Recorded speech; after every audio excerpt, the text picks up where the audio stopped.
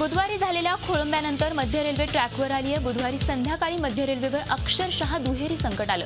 संध्याकाळी सायमजवळ लोकल गाडीचा पेंटाग्राफ तुटला होता, त्यामुळे मध्य रेल्वेची वाहतूक विस्कळीत झाली होती। ती दुरुस्त होऊन गाड्या सुरू होतात तोच विक्रोळीजवळ ओव्हरहेड वायर तुटली, त्यामुळे संध्याकाळी घरी जाणाऱ्या प्रवाशांचे मोठे हाल झाले।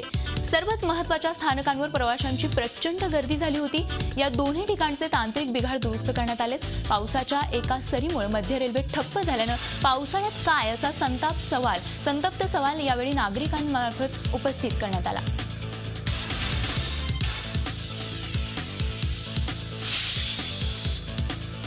नरेंद्र मोदींच्या नेतृत्वाखालील एनडीए सरकारला आज 2 वर्ष पूर्ण होत आहेत। भारताची अर्थव्यवस्था सुधारण्यासाठी सरकारने केलेले प्रयत्न, परराष्ट्र नीती आणि कृषी धोरण या सर्वच पातळीवर मोदी सरकार 2 पावलं पुढे जाताना दिसतंय। मात्र त्याच वेळी या सर्व बाबतीत वेग घेण्याचं मोठं आव्हान सरकारपुढे आहे।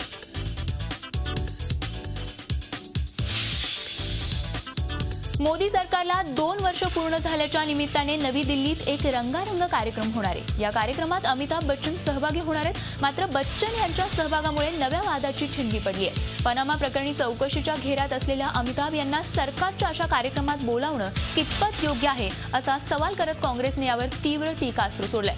तर हा राजकीय कार्यक्रम नसून या कार्यक्रमाचा एक भाग म्हणून अमिताभ बच्चन यात सहभागी होत असल्याचं अभिषेक बच्चननं म्हटलंय। अगर काला धन अर्जित करने का आरोप और विदेश में कंपनियां खोले और अकाउंट्स रखने का आरोप किसी व्यक्ति पर भी हो, अगर देश के प्रधानमंत्री जी उनके नेतृत्व में 2 साल की अपने कार्यकाल को मनाते दिखेंगे, तो क्या कहीं काला धन वापस लाने और उससे लड़ने की मुहिम कमजोर तो नहीं हो जाएगी? मैं आरोप नहीं, सवाल प्रधानमंत्री जी के सामने विनम्रता से छोड़ना चाहता हूं। He's not hosting any political event. It was, coming in the newspapers in the news that he's going to host. He's part of a function where he's talking about educating the girl child. That's not a political event.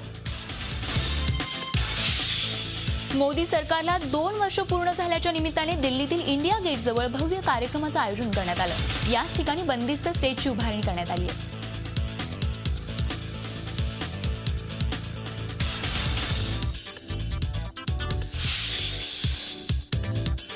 5 राज्यातल्या निवडणुकीत झालेल्या पराभवानंतर काँग्रेस नेतृत्व कमालीचं धास्तावलंय। त्यामुळे पश्चिम बंगाल विधानसभा निवडणुकीतल्या दारुण पराभवानंतर आता काँग्रेसने एक विचित्र फरमान जारी केलंय। त्यानुसार पश्चिम बंगालच्या सर्व आमदारांनी 100 रुपयांच्या स्टॅम्प पेपरवर काँग्रेस अध्यक्षा सोनिया गांधी आणि उपाध्यक्ष राहुल गांधी यांच्या प्रती असणाऱ्या निष्ठेची ग्वाही लिहून दिली आहे। राज्य उच्च माध्यमिक शिक्षण मंडळातर्फे यंदा फेब्रुवारी आणि मार्चमध्ये घेण्यात आलेल्या 12वीच्या परीक्षेचा निकाल गेल्या वर्षीच्या तुलनेत घटलाय। मात्र यंदाही मुलींनीच बाजी मारली असून राज्यातल्या 90.50% विद्यार्थिनी उत्तीर्ण झाल्यात, तर 86.84% विद्यार्थी उत्तीर्ण झालेत। राज्यातले एकूण 86.60% विद्यार्थी उत्तीर्ण झाले असून गेल्या वर्षीच्या तुलनेत हा आकडा जवळपास 4% कमी झालाय। निर्बंध आणि अटी लादून देखील मुंबईत नियम धाब्यावर बसवून सर्रास डान्स बार सुरू आहेत। एवढंच नव्हे तर बारवाल्यांवर लाखो रुपये उडवणं आणि बारवाला ग्राहकांमध्ये जाऊन नाचण्याचे प्रकारही या डान्स बार्समध्ये सुरू आहेत। राजकीय नेते आणि बडा पोलीस अधिकाऱ्यांच्या सक्रिय सहकार्यानंच हे डान्स बार सुरू असल्याचं बोललं जातंय। मान्सून यंदा केरळात जरी उशिराने दाखल होणार असला तरी महाराष्ट्रात मात्र यंदा वर्षा ऋतू वेळेवर येईल असं कुलाबा वेधशाळेने स्पष्ट केलंय। 10 जूनपर्यंत कोकणात तर 15 जूनपर्यंत संपूर्ण महाराष्ट्रात मान्सून स्थिरावेल असं कुलाबा वेधशाळेचं म्हणणं आहे। तसंच मान्सून पुरेसा असेल असंही कुलाबा वेधशाळेने सांगितलंय।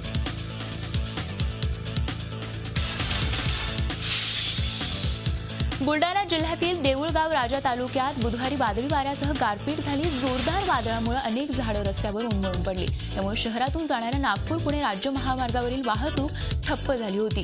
जवळपास 2 तास ही वाहतूक ठप्प होती। त्यानंतर बांधकाम विभागानं रस्त्यावरील झाडं हटवल्यावर ही वाहतूक पुन्हा एकदा सुरळीत झाली।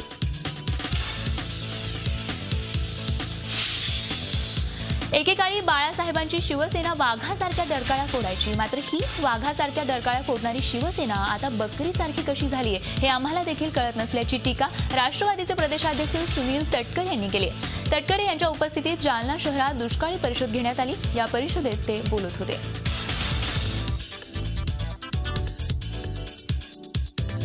एकेकाळी या महाराष्ट्राच्या कानाकोपऱ्यामध्ये आम्ही वाघाच्या डरकाळ्या शिवसेनेच्या ऐकल्या, पण आता या वाघाची शेळी कधी झाली हे सुद्धा आम्हाला समजलं नाही. हे सभागृहाच्या ठिकाणी विचार. अरे सरकारमध्ये आहात तर सांगा, तुम्ही कर्ज मुक्ती, तुम्हाला काय म्हणत नाही ते शब्दप्रयोग करा.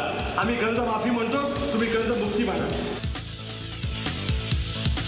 एकनाथ खडसे हे भाजपमधील भुजबळ असल्याची टीका राजकीय कार्यकर्त्या अंजली दमानिया यांनी केली. गेल्या 2 दिवसांपासून महसूल मंत्री एकनाथ खडसे यांच्या जळगाव जिल्ह्यात मुक्काम ठोकलाय. आज त्या मुक्ताईनगरच्या दौऱ्यावर जाणार आहेत.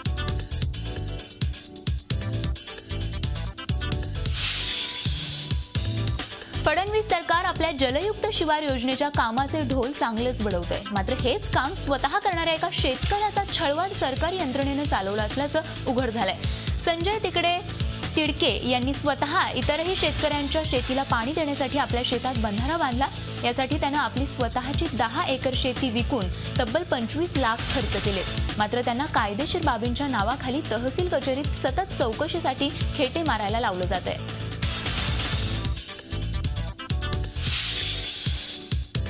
औरंगाबादमध्ये वीज तांत्रिक कामगार संघटनेचा 18वा मेळावा झाला. यावेळी कामगारांनी आपल्या समस्या मेळाव्यात मांडल्यात. पेन्शन लागू करणं, VRS योजना लागू करणं, कामाचं वातावरण सुधारणं अशा मागण्या यावेळी तांत्रिक कामगार संघटनांनी केल्या. यावेळी ऊर्जामंत्र्यांनी वीज चोरी रोखली जावी अशी अपेक्षा व्यक्त केली. धुळे शहरात भाजप पदाधिकाऱ्यांच्या दादागिरीचा धक्कादायक व्हिडिओ समोर आलाय. या व्हिडिओमध्ये भाजप नगरसेविकेच्या मुलाने दादागिरी करत पाणी पुरवठा अधिकारी ढाके यांना कानशिलात लगावले असून या दरम्यान आव्वाच्या शिवीगाळ देखील करण्यात आल्याचे दिसून येत आहे. राष्ट्रवादी काँग्रेस पक्षाचे शहर जिल्हाध्यक्ष मनोज मोरे यांनी भाजपची दादागिरी उघड पडणारा हा व्हिडिओ समोर आणलाय.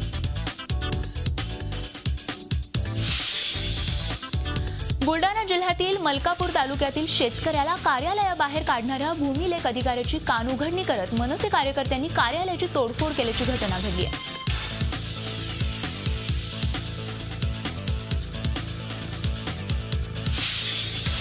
इंदापूर तालुक्यातील कर्मयोगी सहकारी साखर कारखान्यावर मराठवाड्यातून अनेक ऊस तोडणी कामगार येतात. हंगाम संपला तरी इथल्या ऊसतोडणी कामगार त्यांच्या गावाकडे परतायला तयार नाहीत. मराठवाड्याला भीषण दुष्काळामुळे त्यांनी आपल्या घरीच न जाण्याचं ठरवलंय. सध्या कर्मयोगी सहकारी साखर कारखान्यावर मराठवाड्यातील 50 ते 60 कुटुंब अजूनही कारखान्यावरच आहेत.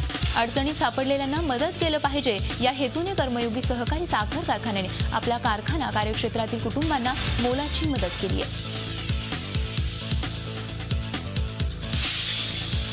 गंभीर किंवा दुर्धर आजारावरील उपचार तथा शस्त्रक्रियेवर होणारा मोठा खर्च, शिवाय स्थानिक पातळीवर शस्त्रक्रियेची सुविधा नसल्याने अनेक रुग्णांना वेदनादायी जीवन जगावं लागतं. सामान्यांची ही समस्या सोडवण्यासाठी यवतमाळ जिल्ह्यात 5 जूनला महाआरोग्य शिबिराचं आयोजन करण्यात आलंय. यात नागरिकांसह सामाजिक संघटनांनी देखील सहभागी होण्याचं आवाहन पालकमंत्री संजय राठोड यांनी केलं.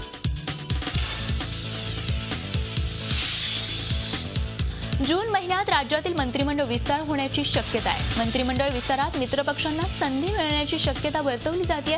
त्यात सदाभाऊ खोत, विनायक मेटे, जानकरांना लाल दिवा मिळू शकतो. सोबतच RPIचे रामदास आठवले यांना देखील केंद्रीय मंत्रिमंडळात संधी मिळणार असल्याची माहिती सूत्रांनी दिली. या मंत्रिमंडळ विस्तारात राज्यात 10 मंत्र्यांचा समावेश होऊ शकतो. भाजप 2 मंत्रिपद राखून ठेवणार असल्याची ही माहिती मिळते. नैसर्गिक जंगल तोडून अमरावतीत कृत्रिम जंगल तयार होत आहे. याकरता नैसर्गिक पाणवठ्याजवळ तब्बल 12 एकर जागेवर तारेचं कुंपण घालण्यात आलंय. अमरावती शहरालाच लागून पोहरा मालखेड जंगल आहे. या जंगलाचा भाग साफ करून त्या ठिकाणी जैवविविधतेचं पार्क तयार करण्याचा घाट सामाजिक वनीकरण विभागानं आखलाय. या प्रकल्पाला वन्यजीव प्रेमी आणि निसर्गप्रेमींनी विरोध दर्शवलाय. गोंदिया जिल्हा धान उत्पादक जिल्हा म्हणून ओळखला जातो. मात्र याच जिल्ह्यात धान उत्पादक शेतकऱ्यांची सरकारकडून लूट सुरू आहे. सरकारनं निर्धारित केलेल्या कृषी उत्पन्न बाजार समितीत धान इलेक्ट्रॉनिक्स वजन काट्यावर मोजलं जात नाही, तर धानाची मोजमाप करणारे हमाल एका क्विंटल मागे प्रति कट्टा 1.5 ते 2 किलो काटा मारतात. त्यामुळे दर क्विंटल मागे शेतकऱ्यांची मोठी लूट होतीये.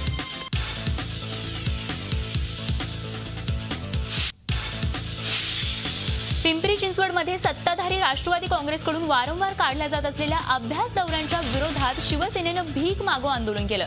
गेल्याच आठवड्यात महापौर शकुंतला धराडे यांच्या अध्यक्षतेखाली 14 जणांनी अभ्यासाच्या नावाखाली सिक्कीमचा दौरा केला होता आणि त्याच्या निषेधार्थ शिवसेनेनं भीक मागो आंदोलन केलंय. प्रसिद्ध कायदेतज्ञ राम जेठमलानी यांना राष्ट्रीय जनता दलाकडून राज्यसभेची उमेदवारी जाहीर होण्याची शक्यता आहे. जेठमलानी यांच्यासह राबडी देवी यांनाही राजदकडून राज्यसभेची उमेदवारी मिळण्याची शक्यता आहे. राजदचे अध्यक्ष लालू प्रसाद यादव यांची लवकरच औपचारिक घोषणा करतील. चंद्रपूर जिल्हा प्रशासनाने जिल्ह्यातील महत्त्वाची नदी असलेल्या इरई नदीचे खोलीकरण आणि गाळ काढण्याचा महत्त्वाकांक्षी कार्यक्रम सुरू केला आहे. इरई नदी पुनरुज्जीवन प्रकल्पाच्या कामाला जलसंधारण मंत्री पंकजा मुंडे आणि जलसंपदा मंत्री गिरीश महाजन यांच्यासह पालकमंत्री सुधीर मुनगंटीवार यांनी भेट देऊन प्रत्यक्ष पाहणी केली. या प्रकल्पासाठी 84 कोटी रुपयांचा निधी मंजूर करण्यात आला.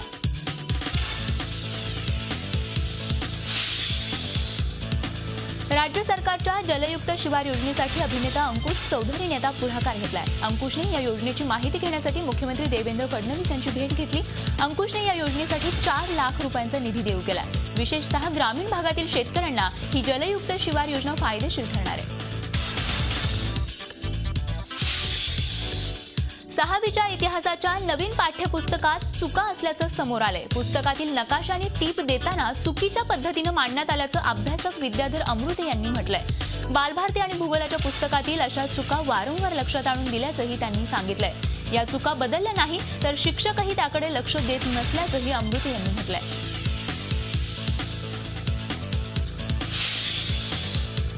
मुंबईतील कुर्ला परिसरातल्या शिवसृष्टी रोडवर असलेली 18 ते 20 घरं आणि दुकानं अचानक कोसळली आहेत. सुदैवाने यात कोणतीही जीवितहानी झाली नाही. इथं असलेल्या मोठ्या नाल्याच्या भिंतीला लागून 104 दुकानं आणि त्यावर घरं होती. नाल्याची जेसीबी मशीननं सफाई सुरू आहे.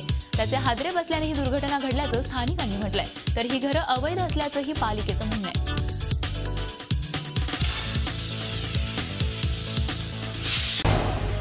झी 24 तास रहा एक पाऊल पुढे.